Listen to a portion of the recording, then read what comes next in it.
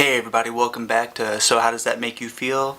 My name's Kyle Summers, back with another video on trying to help you become a better version of yourself. And today I wanted to talk a little bit about goals. I know what you're thinking, Kyle.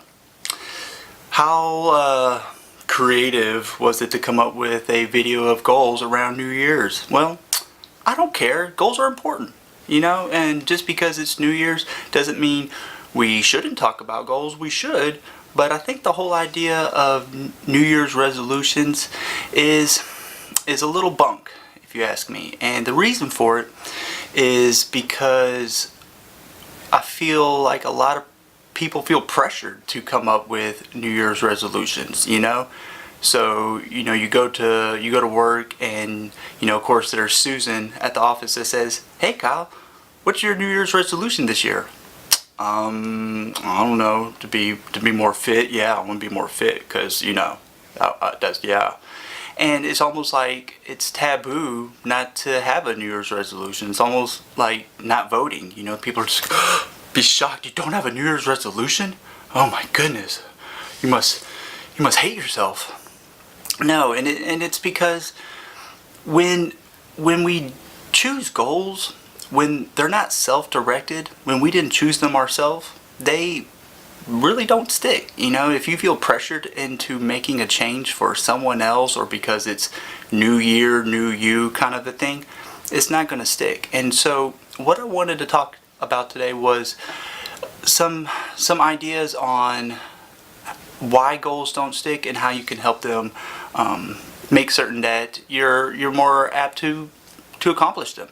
And so the first idea is motivation. So what is motivation?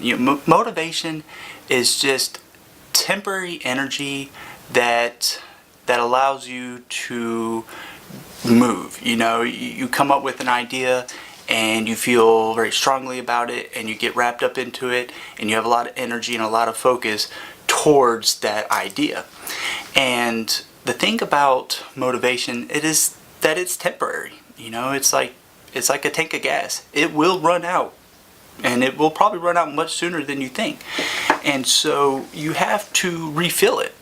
The energy output, the level of excitement is kind of parallel to your children on some of those toys that they got for Christmas. Where they got it, they're so excited Christmas morning to open it up, their eyes are so big, they're just so appreciative. And come December 27th, they're, not as excited about it. Just because emotions like that, feelings, energy like that, it's temporary. You have to refill it. And so with motivation, it has to be renewed. And so in order to do that, you have to have a clear idea as what you want. If you know what you want and you truly have defined it and objectified it in a way that you can see it, then you understand the end result. But then you have to go back and you have to retrace your steps and figure out how does that apply on a day to day, hour by hour basis. And so what you end up with is a million little goals that add up and culminate into the ultimate goal. And it's those daily goals that drive you, that can renew that motivation. And you connect that small daily goal to the longer term goal. And so, for example, you want to be in better shape, okay? So what does that mean on a day-to-day basis? First off, well, really, what does that even look like? I want to be in better shape. Well, shit, okay. Do you want to lose weight? Do you want to get bigger? Do you want to eat healthier? What does that even look like? One of the questions that I ask my clients that I work with in my private practice is, they'll come to me and they'll talk about being depressed, being anxious, having problems with their anger. And so usually I'll start off with, okay, so if that was not a problem in your life, what would you do? If you were no longer depressed, if you were no longer anxious, if anger was not a problem, if your relationship with your spouse was not a problem, what would you do during that day, and to be as specific as possible, because when they're able to kind of walk through that mental ideal day, they end up regurgitating what their goals really are, and it's kind of a process that if I had just asked them, so what are your goals, I would have gotten, I don't know, or I want to not feel depressed, or something else that they think is their goal, but they really don't understand their goal. So you have to really know specifically what it is. And like I said, you can trace that back to a day-to-day basis and renew it. So if working out or getting in shape is something that you want to accomplish, okay, so you got to think about how that translates day to day. Day to day being at the gym, day to day eating better, setting little mini milestones, and then allowing yourself to feel good about those milestones. If you were able to avoid cookies at work that day because Susan again brought some, and they look all pretty with the with the sugar and the frosting and whatnot, but you tell yourself, well, that doesn't help me reach my goal, that just delays my goal. And if you can have that conversation with yourself, if you know what it is that you're wanting to accomplish and you're able to avoid that cookie, then yeah, you can feel good about that. Feel good that the process of doing something difficult is a lot of character building, and it's reason to feel good. The next idea is that whenever you change something, you have to give something up. And I think that's another area where people neglect to realize, is that with any change, no matter what it is, you're going to have to give something up. And a lot of times what will happen is once we realize what we have to give up, we don't want that change anymore. We were like, oh, nope, sorry, I didn't realize I was going to have to give that up, so I really don't want it. And so you have to, whenever you consider what it is that you're wanting to accomplish, ask yourself, what will I have to give up in order to make that kind of change happen? If you want to go to the gym more often, if you want to be in better shape, well, you might have to get your ass up. So you might be giving up that couple of extra hours of sleep. If you want to meal prep, you're going to have to give up a couple of hours each week to make that happen. That's time that you could be doing something else. And so once you realize that the time that you have to do to spend during that activity, when you realize what you have to give up, it may not be worth it to you anymore. If you are wanting to change, say something about your physical appearance, you want to get a new do, or you want to change the kind of style that you're with, perhaps what you're giving up is your comfort zone. A lot of times we get very comfortable in maintaining the status quo, and so whenever we step out of that, we get this sense of uncertainty. You're like, oh, whoa, that doesn't feel good, and that for good reason, because whenever you do something different, it's going to feel awkward at first, and so that's a change in of itself. So you got to ask yourself what it is that you're willing to give up in order to have this change. Make certain that the something you're going to give up is worth it. Okay. And the last idea I have regarding goals is the whole notion of delaying gratification.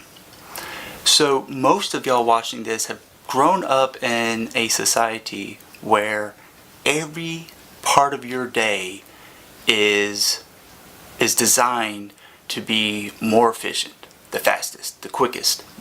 When you were searching for YouTube videos on goals, did you choose the one that was 5 to 10 minutes long, or did you choose the one that was an hour and a half? Probably not the hour and a half one, because you're thinking, well, I don't have that much time, so I'll just go with the shorter video that can kind of give it to me quicker. Or maybe you're searching for types of workouts, and you got 60-minute abs, you got 30-minute abs, and you got 15-minute abs. Oh shit, I'll go with the 15-minute abs. That's the quickest, that's the fastest route to what I'm wanting to accomplish. And that whole idea bullshit. Apps take years. There is no 60-minute, 30-minute, 15-minute app. It's all marketing ploy because they know that you want something the quickest. When you go to work, do you take the slowest route or do you take the fastest route? And the idea of delaying gratification is that the kind of changes that are going to be difficult, you will not see quickly.